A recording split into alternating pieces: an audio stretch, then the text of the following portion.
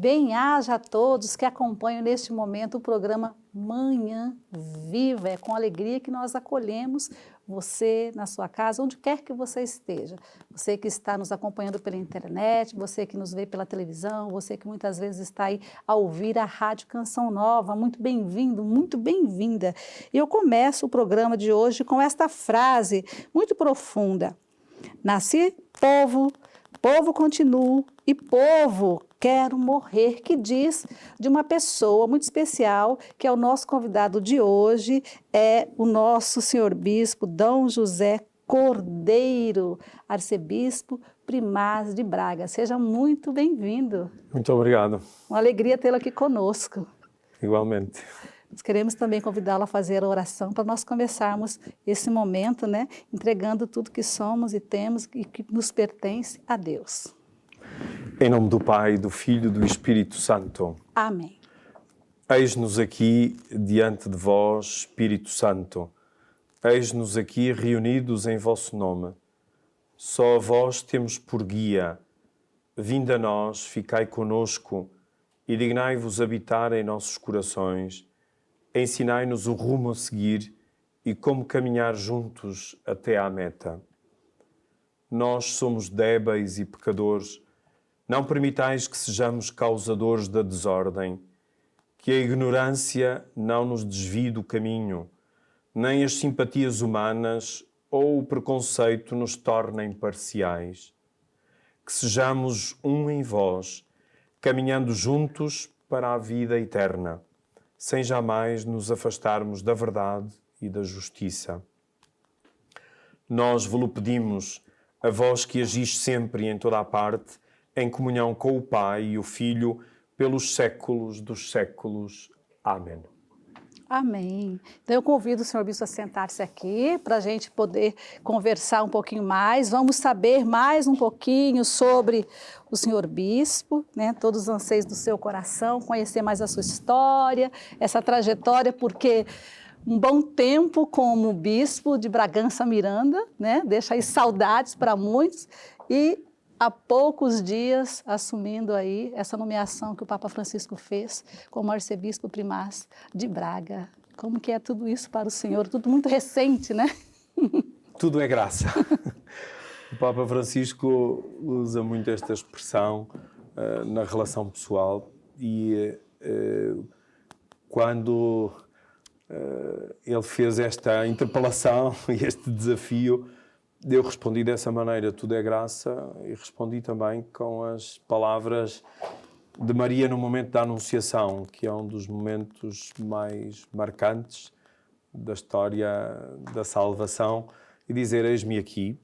E por isso também esta oração que rezamos, que é deste processo sinodal, sim, é colocarmos-nos diante de Deus, porque sem fé não há liberdade, nem há esta consciência de sermos povo santo de Deus. E por isso também, ao citar essas palavras de Miguel Torga, e na mensagem que escrevi à Diocese de Bragança, que não se trata de uma despedida, mas de uma gratidão, porque nós vivemos ligados às raízes, sem memória não há história, e de sentirmos-nos povo, porque é na humildade, na confiança, na firmeza em Deus, que se pode entender, porque não é para uma promoção de que quer que a ordem seja, mas é um serviço, e só na atitude do serviço é possível aceitar, e é obra de Deus pelos caminhos que entende. Deus é sempre surpresa e a vida dá muitas voltas, mas continuando ligado ao essencial, às raízes mais fundamentais de ser povo santo de Deus, das raízes que os meus pais, os meus avós, as pessoas que fazem parte da minha história, e sobretudo entrar neste dinamismo da história da salvação, porque quando nós entregamos a vida e ela é entregue de uma maneira mais consciente e clara na maturidade ou na adultez da nossa fé, mas quando recebemos a graça da ordenação sacerdotal, que significa que entregamos a vida toda. E quando alguém entrega tudo, já não tem mais que entregar, é só corresponder aos apelos de Deus. E como dizia Santa Teresa de Calcutá, Deus não nos pede sucessos, nem qualquer outro tipo de programa. Deus pede-nos é que sejamos fiéis ao Evangelho. E o primeiro fiel é Deus, porque Deus é que é fiel a nós próprios. Nós é só uma questão de correspondermos a esse amor. Com todas as nossas limitações.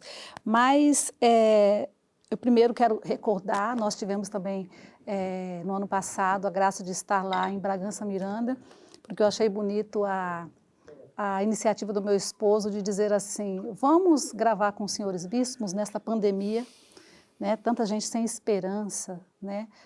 Assolados na fé, e vamos nos lugares mais distantes. Né? E quando a gente diz que é a Bragança Miranda, as pessoas, nossa, vocês vão e voltam no mesmo dia. Para nós que somos do Brasil, naturais do Brasil, a gente 12 horas, 20 horas é fácil para ir, né?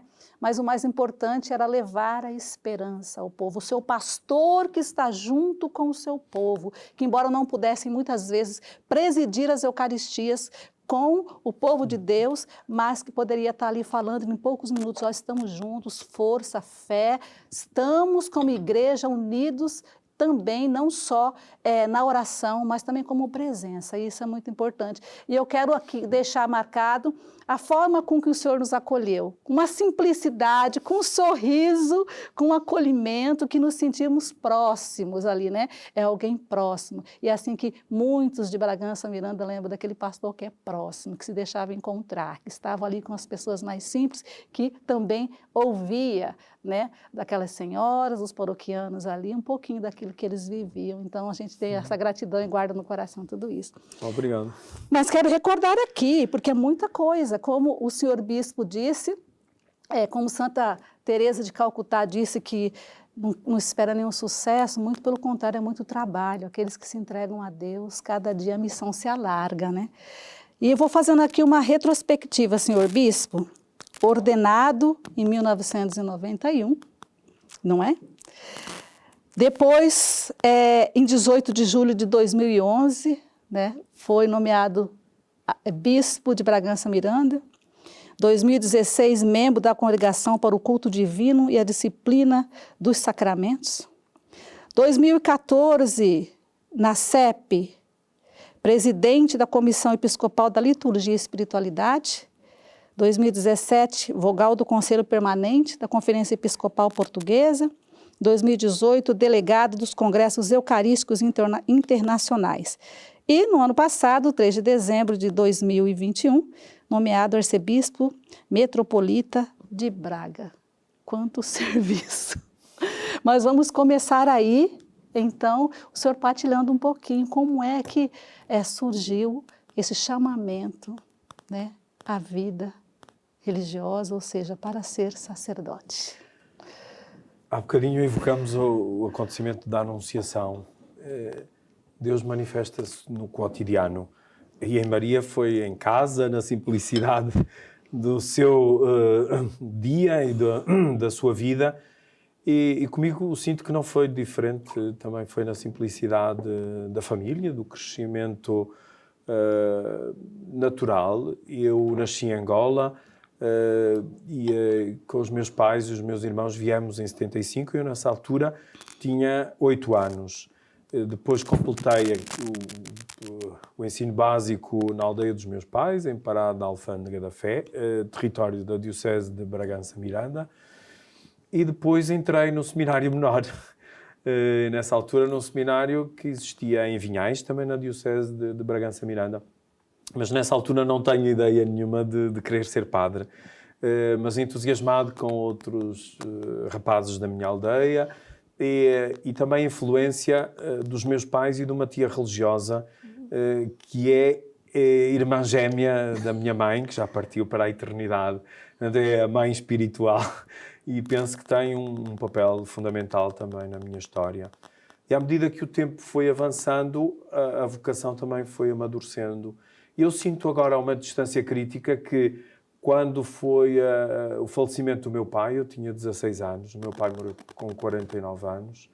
O meu pai não queria que eu fosse padre, mas gostava que eu andasse no seminário para ter uma cultura e uma solidez de vida, de uma ética, e para poder melhor enfrentar o mundo em que vivemos. E aí senti essa maior interpelação, porque pensei em desistir, mas a minha mãe, na altura, e com os 2 irmãos mais novos e com as dificuldades todas, porque o meu pai era um empreendedor, tinha uma empresa de caminhões e de comércio. Então pensei em desistir, mas na altura o reitor do seminário e outras pessoas e a minha mãe, antes de mais, disseram: se Deus quer, nós estamos aqui para te ajudar. Eu não quero nem que sejas padre, nem que deixes de ser, mas se Deus te chama, eu estou para te acompanhar. Sabedoria. E de facto assim aconteceu, e depois foi o amadurecimento e concluí o curso de Teologia. Tinha 22 anos e tive depois de fazer um estágio, uma espera de 2 anos ali em Bragança, e com 24 anos o bispo na altura, o Sr. Dom António Rafael, impôs-me as mãos para o ministério sacerdotal. Aliás, impôs as mãos em 3 momentos da vida: no diaconado, no presbiterado e no episcopado. E depois é essa fidelidade e fazer com que a vida seja sempre esta surpresa permanente e deixar-nos surpreender por Deus, porque é assim um ritmo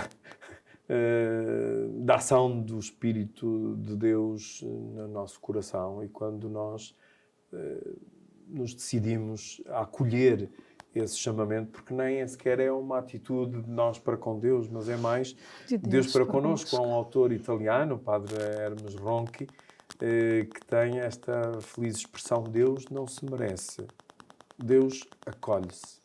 É verdade. E porque não é uma questão de mérito nem de qualidades, porque certamente havia outros colegas meus, quando eu entrei para o seminário, na minha turma éramos 60. Nossa, eram muitos. E certamente com muitas qualidades, e muitos têm hoje grandes funções na sociedade e na família que constituíram.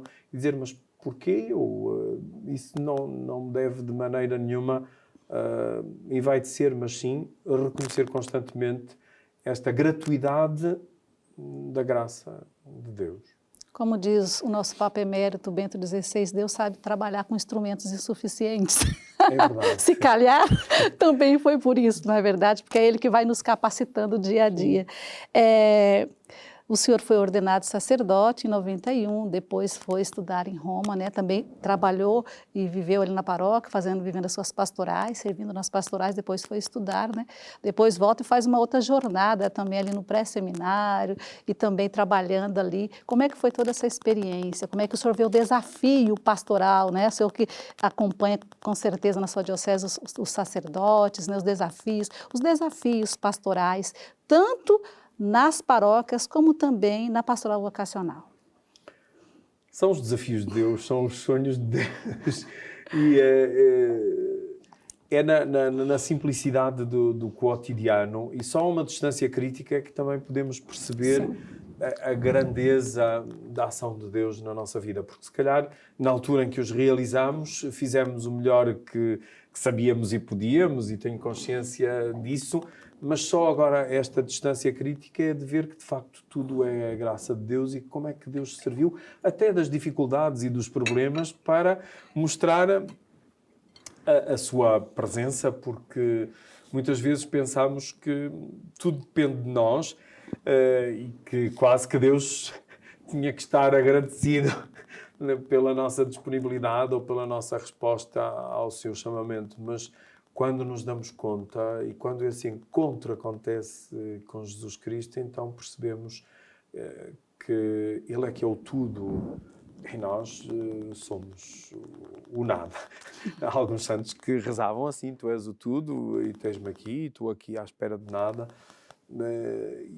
E só nesta intimidade, nesta relação com Ele, é que todo o trabalho, seja ele qual for, porque Ele está onde nós estamos. Sim. E se nós estamos na fidelidade ao Evangelho, e sem qualquer outro interesse ou projeto ou perspectiva, então a graça acontece, o milagre acontece, e sabemos que os milagres não são a solução, Sim. mas são um sinal da presença de Deus. E, de facto, nessas histórias do pré-seminário, da pastoral vocacional, na capelania do Instituto Politécnico em Bragança, em tantos outros desafios de que a vida se foi construindo e que a Igreja foi pedido como missão, eu senti essa presença e essa ação do Espírito Santo muito visível, como hoje acontece. Por isso é que também, quanto maior é a responsabilidade, maior tem de ser a oração. É verdade, é verdade. E a relação com Ele, porque é sempre por Cristo, com Cristo e em Cristo, como nós rezamos na oração eucarística. Isto depois tem que passar para a vida. Ou acreditamos profundamente, estamos convencidos e convictos de que isto é a verdade que orienta as nossas vidas, ou então vivemos estas desilusões e as crises, como toda a gente, mas as crises são momentos de purificação. Fazem parte também, né, da vida. Exatamente. Enquanto vivermos. O senhor disse que, se o senhor quiser também comer uma frutinha, fique aí à vontade, tem aqui algumas, dá para tomar um pequeno almoço saudável, né, senhor bispo? Mas enquanto o senhor vai se servindo, o senhor partilhou que no seu tempo, quando entrou para o seminário, eram 60 candidatos ali a estudar. Hoje a gente vê aí esses desafios na vocação, não só aqui na Igreja Portuguesa, mas a gente vê que é um desafio em toda a Europa, né? A gente percebe um número maior na América Latina, também ali África, Timor, nós vamos vendo que vão surgindo várias vocações.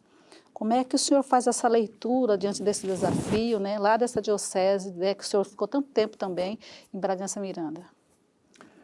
É sempre o chamado sinal de contradição ou as surpresas de Deus. Acho que nunca houve tantos padres na Igreja como hoje, nunca houve tantas vocações na Igreja como hoje, nunca vimos tantos leigos com o sentido da sua vocação e missão na Igreja como hoje, mas podemos dizer, mas não é aqui em Portugal, não é aqui nesta velha Europa, mas é na Igreja, é na única Igreja que na nós Igreja de Cristo. Sublinhamos a Igreja Una, Santa, Católica e Apostólica. E há uma reflexão do Papa Francisco que me ajuda também a entender este fenómeno, dizer, a oração que Jesus pede no Evangelho, que a messe é grande, mas os trabalhadores são poucos, e ele perguntava, mas quem é que permite que a messe seja grande e que os trabalhadores sejam poucos? É Deus. A messe é dele, nós não somos donos da Igreja, somos administradores. Sim. E isto tem que ter uma leitura mais abrangente. Se por um lado nós vemos isto como um problema, que às vezes pode estar relacionado com a autorreferencialidade da Igreja, porque temos as estruturas, criamos uma série de situações nas dioceses, nas paróquias, nos institutos de vida consagrada e sobretudo nesta velha Europa, e agora sentimos com esse decréscimo de vocações que tem a ver também com todo o horizonte, com este medo das famílias também de terem filhos, de arriscarem, dos jovens entregarem a vida toda, mas está tudo relacionado. Havia um núncio apostólico que já faleceu, chamado Aldo Giordano, que ele dizia, imagina, o problema é este, e nós vemos aqui, mas temos que ver o contexto. E aqui até vemos estas belas frutas doces e vemos o rosto das pessoas. Mas se nós só nos fixarmos no problema, o problema vai avolumando e vai aumentando, e quando damos conta, o problema esbate-nos no olhar e ficamos sem horizonte. Nós temos que saber ver mais o positivo do que o negativo e por isso ser sinal de esperança e sermos humildes servidores do Evangelho da Esperança. A nós o que nos é pedido é sermos fiéis, é testemunhar com autenticidade. Mas testemunhar não é só dizer quem é Jesus Cristo, não é só proclamar as verdades da salvação ou do Evangelho, mas é com a vida darmos credibilidade àquilo a que acreditamos, não é? E essa coerência e, sobretudo, a autenticidade. Hoje os jovens pedem muito a autenticidade do testemunho, a autenticidade da vida, a autenticidade da vocação. E de saber que a vocação não é nossa, a vocação é de Deus. E a nossa atitude é de oração, mas também de ação. E por isso aquelas comunidades, e chama a atenção aquelas comunidades que vivem a radicalidade do Evangelho, a autenticidade, têm vocações. E porque é que outras não têm? Temos que nos interrogar e, se calhar, precisamos de voltar ao essencial. E o essencial é o Evangelho. Eu estou cada vez mais convencido que só se evangeliza com o Evangelho. E é interessante o senhor partilhando isso, por quê? Porque é muito fácil colocar a responsabilidade, né, não tem tanta vocação. A igreja precisa fazer alguma coisa, só que nós temos que lembrar que a igreja somos nós, Claro, que nós somos claro. os batizados, que nós precisamos ter esse contágio de levar Jesus, a alegria de servir a Cristo, a alegria de sermos leigos, de sermos cristãos, isso que vai contagiando do mundo. E, ao mesmo tempo, nós estamos aí a caminho das Jornadas Mundiais da Juventude. Então, quero aproveitar para perguntar para o senhor, diante desses desafios, né, que a igreja vive com os jovens, o que nós podemos fazer para chegar mais perto desses jovens, para poder cativá-los para Jesus? Porque são muitos jovens que hoje também não estão ali, como que eu vou dizer, dentro da igreja servindo, né? Tem muitos jovens que estão aí na vida secular, mas que não vivem mais a sua fé cristã, embora sendo batizados. Eu acho que o grande problema não está nos jovens nem nos adolescentes, e da minha experiência pastoral, o grande problema está na falta de adultos na fé. Porque quando há adultos na fé que se dispõem a ser companheiros de viagem dos jovens, há essa tal transmissão, esse tal contágio de alegria, de verdade, de esperança, porque só no diálogo intergeracional, como o Papa Francisco tem sublinhado tanto, porque trabalhar com os jovens não é fácil. Não. Porque os jovens sonham e criticam. E é preciso dispormos-nos a ser colaboradores da alegria dos jovens. E o que é que nós podemos oferecer aos jovens? Não é aquilo que o mundo oferece. Porque outras associações, outras instituições, outras pessoas podem oferecer melhor do que nós. Atrativos, são mais atrativos. Nós temos aquilo que mais ninguém pode oferecer, que é o Evangelho vivido. É a escuta da palavra de Deus, é o escutar o Espírito Santo e o escutarmos uns aos outros, as experiências de Lécio Divina, as experiências de retiros, de acampamentos, de muita criatividade. E, de facto, a Jornada Mundial da Juventude é um sinal grandioso para isso. E não é um evento, mas tem que fazer parte de um processo deste tal caminho sinodal. Eu tive a graça também de estar em todas as Jornadas Mundiais da Juventude, desde que fui ordenado bispo.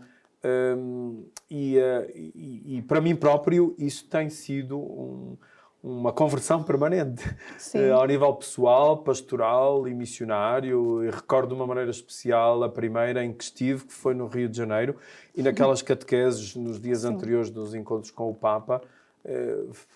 Fantástico. Depois em Cracóvia, no Panamá, Austrália. Esperamos agora em Lisboa, e estamos a fazer tudo por isso, mas não apenas para preparar aquele momento, mas para desencadear aqui processos e abrir caminhos. E os jovens têm muito, muito a dar-nos. Em Bragança, por exemplo, nestes 2 últimos anos, com os jovens internacionais, surgiu uma plataforma que eles próprios se auto-nomearam de Jovens Sem Sofá.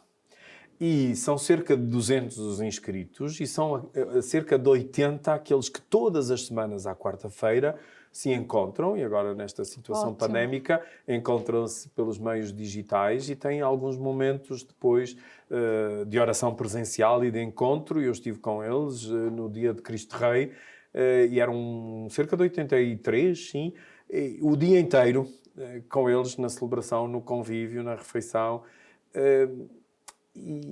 E há testemunhos extraordinários que nos levam a testemunhar mais do que por palavras, que Deus existe e está no coração deles, e suscita atitudes e ações que nos pareciam impossíveis. Pois. E é o tornar possível a impossibilidade. É isso o mistério da encarnação, falamos da Anunciação, e é a presença de Deus no mundo que fala de muitas maneiras, não fala só dentro da igreja, também fala pelos não crentes, pelos ateus, por aqueles que andam à busca, mas se andam à busca seria bom que nós fôssemos facilitadores desse encontro. Eu às vezes brinco dizendo, se o bispo ao menos não obstacular, já faz muito. Se for um facilitador desse encontro, estando atentos aos sinais do Espírito, aos sinais dos tempos e às provocações tão belas e positivas dos jovens, mesmo às vezes quando parecem de alguma negatividade, podem ser uma atitude de defesa e de querer ir mais além e de querer melhor. E eu acredito que nós podemos construir uma igreja melhor, um mundo melhor. E é importante a gente perceber também, todo que nos vem nesse momento, que é bom a crítica dos jovens, os questionamentos, porque isso significa que ele quer compreender melhor a fé que ele é convidado a viver. Nós vamos agora para um breve intervalo, daqui a pouco nós voltamos, continue aí conosco, daqui a pouquinho estamos de volta.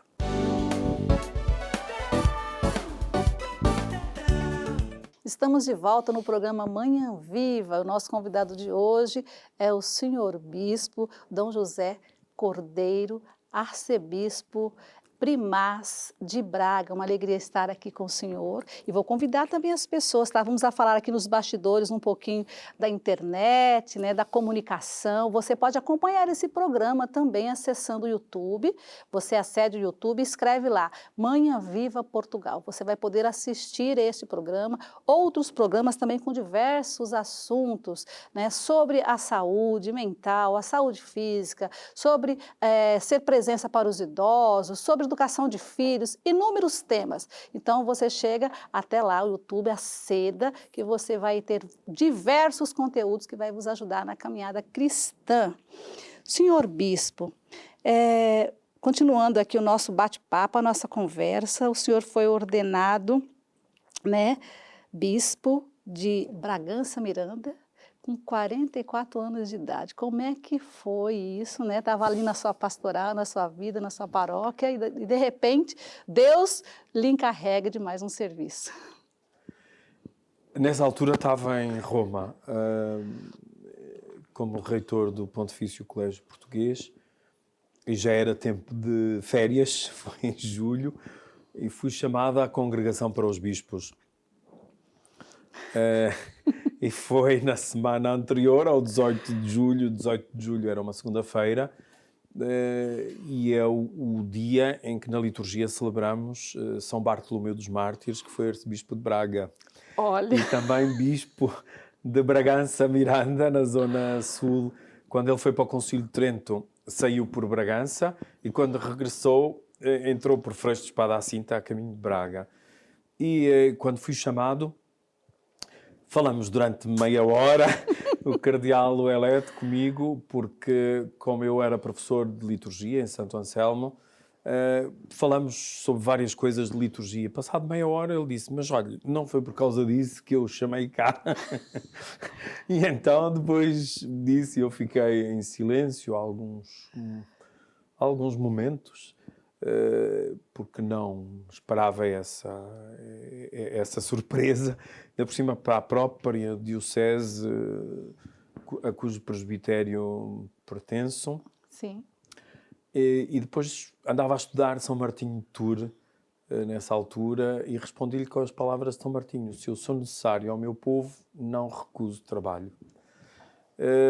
E assim foi. Depois dali fui à Basílica de São Pedro, rezar, e até junto do túmulo de São João Paulo II, de São Paulo VI agora, e dizer, olha, seja segundo a vontade de Deus e para o maior bem do povo, para a maior glória de Deus e para a minha própria santificação. E assim começou uma nova etapa da consagração e da entrega já realizada.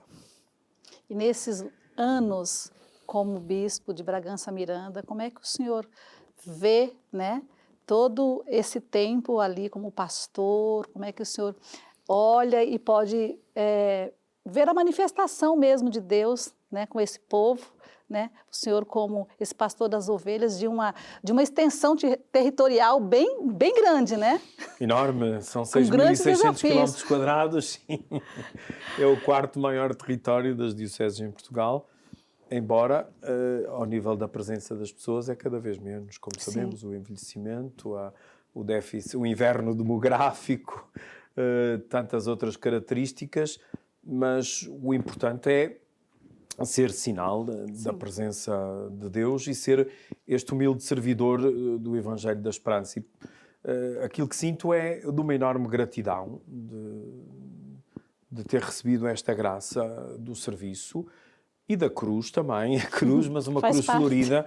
A cruz que uso é uma amendoeira florida para dizer que a cruz é pascal, não é da Sexta-feira Santa, e quem dá a cruz também dá a luz. Sim. E fazendo a avaliação de todo este tempo, foi um tempo de graça, de crescimento, de serviço.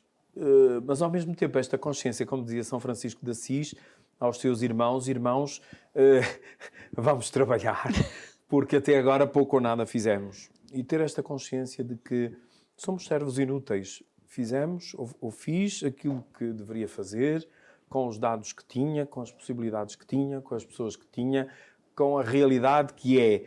A pastoral é a realidade possível, é a arte do possível. Se faz com o que tem. Claro, exatamente. Não com o que gostaríamos que fosse, mas com aquilo que realmente é. Procurando sempre essa proximidade com Deus, como sublinha o Papa Francisco, com o presbitério, com o colégio episcopal, na conferência episcopal, e com o povo santo de Deus, porque aquilo que mais enche o coração é a visita pastoral, é o encontro direto com as pessoas e, sobretudo, aprendi muito com os mais velhos, com aqueles que são as pedras angulares da nossa memória, da nossa história. E há muitas pessoas a viverem sozinhas. Em muitos lugares encontrei essa necessidade de algumas de posso lhe dar um abraço, posso... e foi com eles que mais aprendi. Há muita gente só, neste momento até, na realidade de Bragança Miranda, são mais de 3.000 pessoas a viverem sozinhas, algumas isoladas e outras até esquecidas. E isto interpela-nos a todos de sermos cada vez mais esta presença que escuta. Hoje há uma enorme necessidade das pessoas de serem escutadas. Pois, é verdade. E com algumas, eu gostaria até de ter mais tempo, é mesmo só escutar, nem sequer eu aconselhar, porque escutar é mais do que ouvir. Pois. Escutar é dizer, tu és importante, Deus ama-te, É estar Deus com. quer-te bem, sim. Estar com. E é engraçado porque depois que você as ouve, elas dizem, você me ajudou tanto. E você não disse nada, apenas ouviu, não é? Porque são essas as características do rosto de Deus, esta proximidade, a compaixão, a ternura. É verdade. Então você de Bragança, Miranda aí, que tem saudade do senhor bispo, né, que agora assume com todo carinho também, com certeza e dedicação à Arquidiocese de Braga, você também pode ser esse sinal de esperança, né, de ligar para alguém que você sabe que está sozinho, de um idoso, de uma idosa, às vezes bater a porta para saber como é que está, se precisam de ajuda, de uma comprinha, disso, daquilo, seja também presença para esse povo de Deus, né, que está aí muitas vezes na solidão, né, que é importante ter esse gesto, né, senhor bispo? Sem para dúvida. com todos, né, para com todos. O senhor falou aí da importância da proximidade. Como é que o senhor vê nas relações, né, no serviço, diante do que o senhor desempenha, essa importância de ser próximo? O senhor gostaria mesmo de estar com mais pessoas, mas hoje a gente vê também esse apelo do Papa Francisco, né? A proximidade vem de Deus e vem do encontro com Ele. É só na contemplação dessa sarça ardente como Moisés, no Horebe, depois de tirarmos as sandálias e de nos aproximarmos das pessoas como terra sagrada, sobretudo dos doentes, dos reclusos, das pessoas que mais precisam e hoje as novas pobrezas e dessas experiências de que falei. Eu costumava também ir pelo menos 4 vezes ao ano aos 2 estabelecimentos prisionais que existem lá na Diocese, em Iseda e em Bragança, ao hospital, às casas das pessoas e no programa da visita pastoral, e tudo isso estava contemplado. Agora, com as circunstâncias em que vivemos, torna-se mais difícil, mas há outros meios, por um telefonema, como há pouco dizia, por uma carta, por responder a quem nos telefona, a quem nos escreve, de termos sempre essa presença e essa proximidade. E também estar com as pessoas. Não, por exemplo, no meu programa diário, eu não celebrava a Eucaristia na capela do Paço Episcopal, porque felizmente tinha essa possibilidade de ter ali uma igreja ao lado e a celebrar com o povo todos os dias, quando não tinha outro programa fora da cidade. E tudo isso nos aproxima, mas a proximidade não é tanto uns dos outros, mas é a proximidade com Deus e acolhendo essa tal proximidade que nos leva depois a ir ao encontro dos outros. Porque, citando de novo também Santa Teresa de Calcutá, ele dizia, há muitas formas de fazer o bem, e alguns fazem por questões de filantropia, de solidariedade, até para erradicar a pobreza no mundo. Nós fazemos por amor, e fazemos por amor de Cristo, porque Cristo nos pede que façamos aquilo que fizerdes ao mais pequeno dos meus irmãos, é a mim mesmo que o fazeis. E esta proximidade, não só daqueles que pensam como eu, que estão dentro da igreja, ou que têm este espírito ou aquele, não, é todo aquele que precisa de mim. O senhor também, nós queremos lhe perguntar a importância sobre estabelecer as pontes entre a igreja e os cidadãos.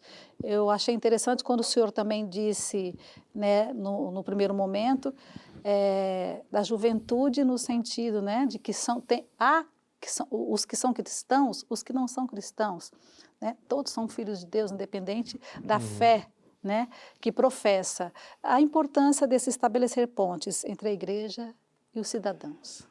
É a proximidade que nos leva a esse encontrar, descobrir sempre o mais positivo, valorizar sempre o mais positivo na relação com os outros, e ir ao encontro dos outros e também do diferente, deixarmos-nos interpelar pelos outros neste querer a fraternidade universal e a amizade social, de sermos todos irmãos e irmãs uns dos outros, porque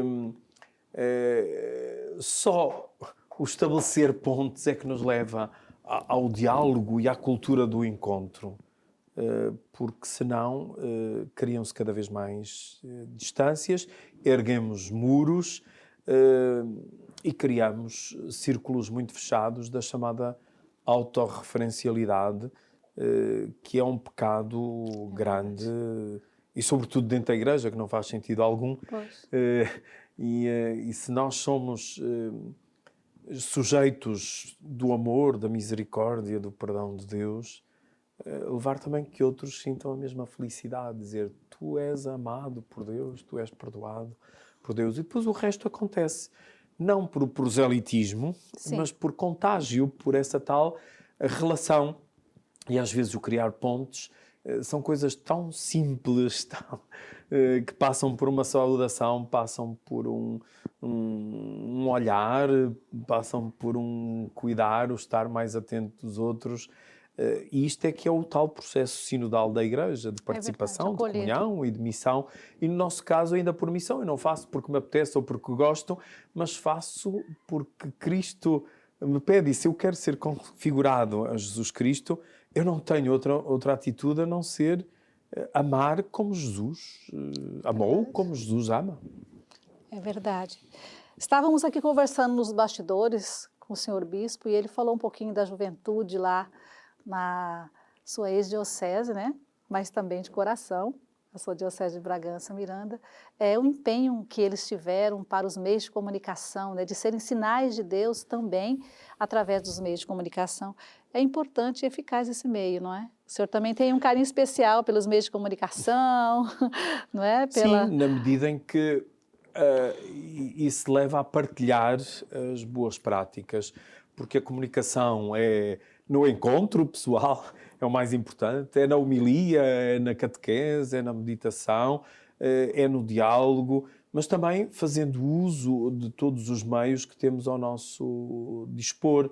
E, de facto, com um grupo de jovens há mais de 10 anos que se iniciou, mesmo a presença no Facebook, na página da Diocese, e depois naquilo que é o mais cotidiano, nas respostas aos e-mails, mas também naquela comunicação maior de coração a coração, através, por exemplo, da Lectio Divina no tempo da Quaresma, com os adolescentes e os jovens, e é uma das coisas que dá maior alegria e felicidade ver a familiaridade com que os jovens passaram a ter com a palavra de Deus e como eles se referem à Lectio Divina, que para muitos adultos ainda é assim algo muito extraordinário, ou só para monges ou monjas ou pessoas assim de uma elite espiritual, mas que está ao alcance de todos, porque senão é a palavra a guiar-nos, porque nós é que fomos confiados à palavra, não foi? Com certeza. A palavra a nós, não é? Nós não somos donos da palavra, somos servos da palavra, como Maria, eis-me aqui, faça-se em mim segundo a tua palavra. E é no encontro com Cristo que surge a proximidade, porque senão estamos nós no centro. Os outros têm que olhar para nós e ver o rosto de Cristo. E se não veem, então devemos, e mesmo assim, continuar todos os dias este processo de conversão pessoal, pastoral, missionário. O senhor falou um pouquinho sobre a Lectio Divina, mas falando um pouquinho desse trabalho na liturgia, né, a nível nacional, aqui em Portugal, também temos várias edições, né? Eu recordo-me que o senhor depois ofereceu-nos também um livro da Lectio Divina, que foi feito para a juventude, né? Então tem vários trabalhos ali que são editados que favorecem, então, essa busca, essa intimidade, essa vida de oração. É muito importante levar o povo à liturgia ao povo, até edições que, mesmo sob o ponto de vista económico, sejam muito acessíveis a todos, e os grandes textos que antes eram só estudados nas faculdades ou nos seminários ou noutros lugares, que possam ter o acesso de quem busca, de quem quer, de quem se quer aproximar cada vez mais da palavra transformadora do coração e da vida. E felizmente há tantas pessoas que se deixam cultivar, porque a fé tem que se tornar cultura, não é? Culto e cultura têm a mesma raiz. E a quem se encontrou e descobriu como felicidade, como alegria na sua vida, tem também este dever de transmitir aos outros, não de impor, mas de propor a coragem pela verdade e pelo encontro, sem preconceitos, sem prejuízos. E é aí esse tal trabalho e atitude de construir pontes, de acreditar que há sementes do verbo, como o Concílio Vaticano II refere, nas outras pessoas, mesmo que não estejam dentro dos círculos habituais da Igreja Católica. Mas nós somos servidores de todos e a Igreja tem que estar aberta para todos, tem que ter as portas abertas. Em Braga tem um santuário que tem esse nome de São Bento da Porta Aberta, Sim, que aparece falar. numa pequenina capelinha que as pessoas iam lá de dia e noite, até que tiveram que deixar sempre a porta aberta para acolher. E a Igreja devia ser este lugar de esperança, de abertura.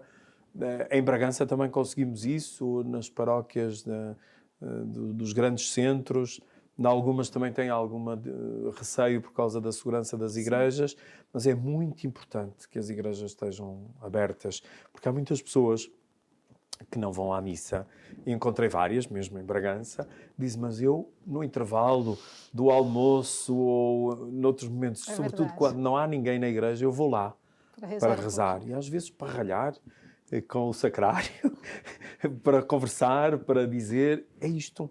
Esta atitude busca, e depois um dia, se a comunidade também estiver aberta nesta hospitalidade, o poder acolher e sentir-se pertença, porque há muitas pessoas que às vezes não participam na comunidade por vergonha ou porque já esqueceram as orações ou não conseguem estar, Nós até estamos para editar agora com o novo Missal Romano, o pequeno ordinário da missa, livro de bolso, para que as pessoas que já se esqueceram das respostas ou não sabem as atitudes a tomar durante a celebração, porque alguns têm que ir a missas de representação, algumas autoridades e outras pessoas em diversos momentos da sua vida, e assim podem acompanhar e já sentir também... É uma catequese. Exatamente.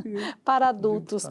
O senhor falando da liturgia, há ainda mais coisas no âmbito da liturgia para ser feita aqui em Portugal?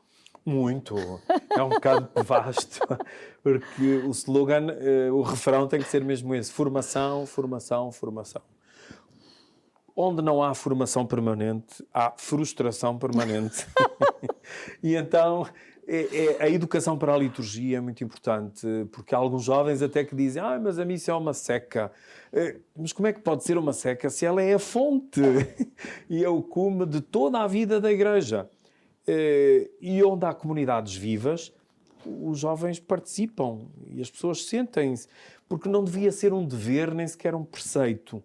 Tinha de ser uma necessidade. Eu tenho necessidade de ir à Eucaristia ao domingo. E se não posso ao domingo, ir a outro dia da semana. Quem tem essa possibilidade, e em alguns sítios que têm a missa diária, há muitas possibilidades, mas sem a Eucaristia é que não há igreja. É verdade. Não há vida sem Eucaristia, né? Podemos dizer assim para nós que somos cristãos. Nós estamos a terminar o programa, passa tão rapidinho, né? Mas foi muito bom estar com o senhor. A gente espera o senhor novamente aqui na Canção Nova, seja nos diretos, seja nos programas gravados. O trabalho, como nós sabemos, sempre está a crescer, graças a Deus. Mas eu gostaria que o senhor partilhasse, assim, brevemente conosco, nesses anos que esteve em Bragança Paulista, algum fato que lhe marcou e que está aí no coração. Lógico que são tantos, mas às vezes tem lá algum que o senhor fala: olha, realmente ficou aqui também no coração. Embora tenha muitos. São muitos, mas o principal é mesmo a visita pastoral. São Bartolomeu dos Mártires dizia que a visita pastoral é quase o governo e a alma de uma diocese, da missão de um bispo, e eu senti isso nas 545 comunidades que visitei durante 4 anos, mas depois voltei a fazer visita às principais, a quando da peregrinação da imagem de Nossa Senhora do Rosário de Fátima, na preparação do centenário, e esse foi um momento também muito marcante. Outros momentos marcantes, como a presença agora da vida contemplativa do Mosteiro Terapista de Santa Maria, Mãe da Igreja, que é um oásis de paz, para a Diocese e esperamos para Portugal. E também o renascer da vida ermítica,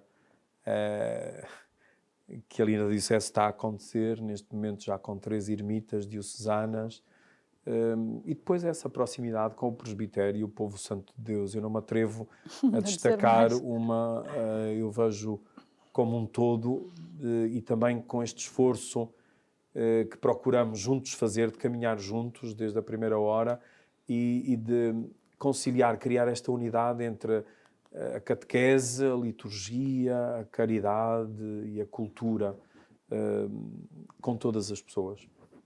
Nós agradecemos a sua presença, né?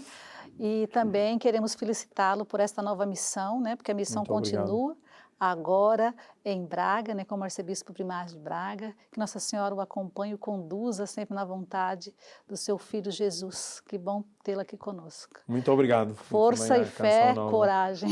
Obrigado, igualmente. Eu agradeço a si que esteve conosco, lembrando, e convido você a se tornar um benfeitor desta obra. A Canção Nova vive de doações, vive da divina providência, não tem publicidades comerciais, ela deseja simplesmente levar Cristo aos corações, programas oracionais o dia todo, sendo companhia para muita gente que vive só, muitas pessoas que estão doentes, que estão acamadas, e nós queremos te agradecer. Você que é benfeitor, e convidar você também a ser um benfeitor da Canção Nova. Bem-aja, continue com a nossa programação.